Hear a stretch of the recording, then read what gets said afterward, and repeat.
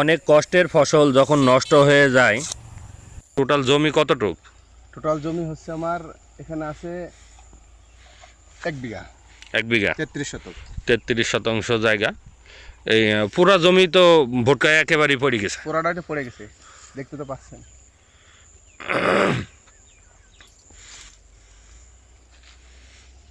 আচ্ছা, এই শুধু কি ঝড়ের কারণে না নিজেদেরও কোনো ভুল ছিল? না, নিজেদের ভুল নাই, ঝড়ের কারণে। শুধু ঝড়ের কারণে। আচ্ছা, কি হয়েছে?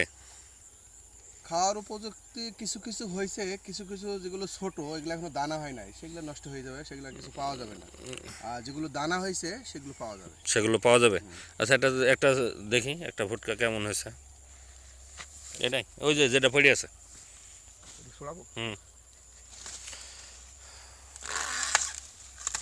দেখি ভিতরটা।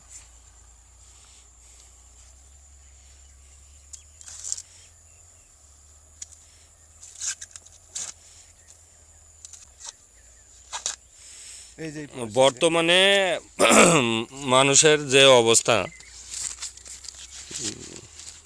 এই যে এরকম এই অবস্থা, এটাই এখনো বর্তমানে প্রায় কতদিন থাকতে হবে মাঠে?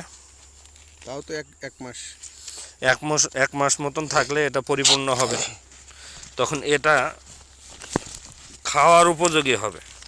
আর এখন যদি এটা উঠায় নিয়ে যাওয়া হয়, এটা নষ্ট হয়ে যাবে। কিন্তু এইভাবে একেবারে ভুঁই পুরা সাঁটাই গেছে। সাঁটাই যাওয়ার কারণে বর্তমানে কৃষকরা অনেক ক্ষতিগ্রস্ত। প্রচণ্ড ঝড় বৃষ্টির কারণে এই ভুট্টা ক্ষেতটা দেখতে পাচ্ছেন আপনারা সবাই, সাঁটাই পড়ছে। এখন পর্যন্ত ভুট্টা কিন্তু পুষ্টি হয় নাই।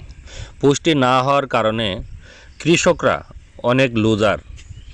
শুধু এই ভুঁই না, আশেপাশে যতগুলো ভুট্টার ভুঁই আছে প্রায় ভুঁয়েই এই অবস্থা। এই ভুট্টাতে তারা যেদিনকে ঝড় হয় তার আগের দিন পানি দেওয়া হয়েছিল। পানি দেওয়ার কারণে জমিটা নরম ছিল, যে কারণে বাতাসটা সহ্য করে নাই, এইভাবে সাঁটাই গেছে। এখান থেকে যেরকম আশা ছিল সে আশা আর পূরণ হবে না।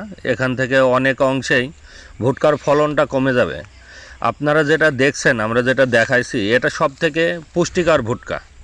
এখানে এই ভুট্টাতে এরকম হলেও হতো, কিন্তু এর থেকে যেগুলো ছোট আছে, অনেকগুলোই ছোট ছোট আছে, এখনও দুধ আছে যেগুলো, এগুলোতে একেবারেই নষ্ট হয়ে গেছে বা নষ্ট হয়ে যাবে। কারণ এখনও 1 মাসের উপরে ভুট্টাটা ভুঁয়ে থাকলে 100% খাওয়ার উপযোগী হবে। খাওয়ার উপযোগী না হওয়ার আগেই এইভাবে সাঁটাই গেছে, যে কারণে বর্তমানে এবার ভুট্টা চাষিরা অনেক ক্ষতিগ্রস্ত।